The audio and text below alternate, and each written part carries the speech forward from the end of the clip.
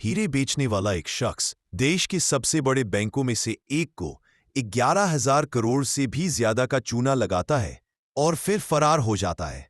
ये है नीरव मोदी की कहानी, एक घोटालेबाज की जो लंदन की गलियों में आज भी आजादी से घूम रहा है।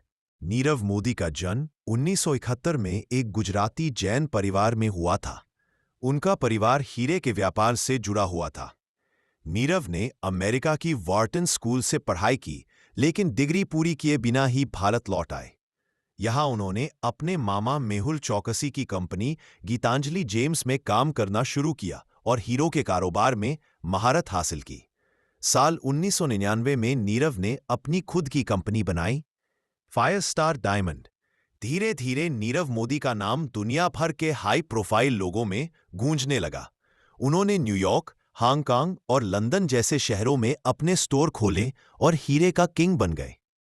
2011 से ही नीरव मोदी और उनके रिश्तेदार मेहुल चौकसी ने पंजाब नेशनल बैंक पीएनबी से फर्जी लेटर ऑफ अंडरटेकिंग एलओयू के जरिए लोन लेना शुरू कर दिया था।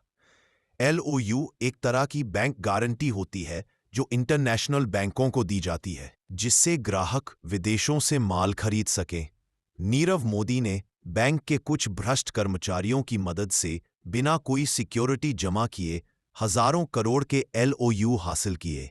ये पैसे विदेशी ब्रांचों से निकालकर अपने अकाउंट्स में ट्रांसफर करवाते रहे, लेकिन बैंक के रिकॉर्ड में ये लोन कभी दर्ज नहीं हुए। यही वजह थी कि सालों तक किसी को शक नहीं हुआ। जनवरी 2018 में पंजाब नेशनल बैंक ने खुद एक एफआईआर दर्ज की और बताया कि नीरव मोदी और उनके साथियों ने लगभग 11,400 करोड़ का घोटाला किया है। इसके बाद पूरे देश में हड़कंप मच गया। नीरव मोदी की कंपनियों पर छापेमारी हुई। ईडी और सीबीआई ने केस दर्ज कर लिया। जैसे ही केस दर्ज हुआ, नीरव मोदी 1 जनवरी 2018 को भारत से फरार हो गया। पहले वह हांगकांग फिर ब्रिटेन चला गया। चौंकाने वाली बात यह थी कि जब भारत में एजेंसियां उसे ढूंढ रही थीं, तब वो लंदन में दुनिया की सबसे महंगी सड़कों में से एक ऑक्सफोर्ड स्ट्रीट पर खुलेआम घूम रहा था। भारत सरकार ने 2018 में ब्रिटेन से नीरव मोदी के प्रत्यर्पण की मांग की।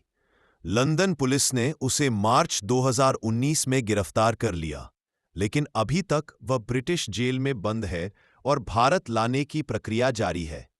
नीरव मोदी ने खुद को मानसिक रूप से अस्थिर बताते हुए कोर्ट में कहा कि अगर उसे भारत भेजा गया तो वह आत्महत्या कर लेगा। ब्रिटिश कोर्ट में केस चल रहा है, लेकिन अभी तक भारत उसे वापस लाने में सफल नहीं हो पाया है। ईडी ने नीरव मोदी की भारत और विदेशों में फैली संपत्तियां जब्त की हैं, जिनकी कुल कीमत 8,000 करोड़ से ज्यादा बताई जाती है। लेकिन जनता का जो पैसा डूबा, वो अभी भी पूरी तरह से वापस नहीं आया। एक आदमी, एक बैंक और एक भ्रष्ट सिस्टम, ये घोटाला सिर्फ एक व्यक्ति की नहीं, पूरे सिस्टम की नाकामी की कहानी है। सवाल ये है कि क्या ऐसे घोटालेबाजों को सजा मिलेगी? क्या जनता के पैसे की वापसी होगी?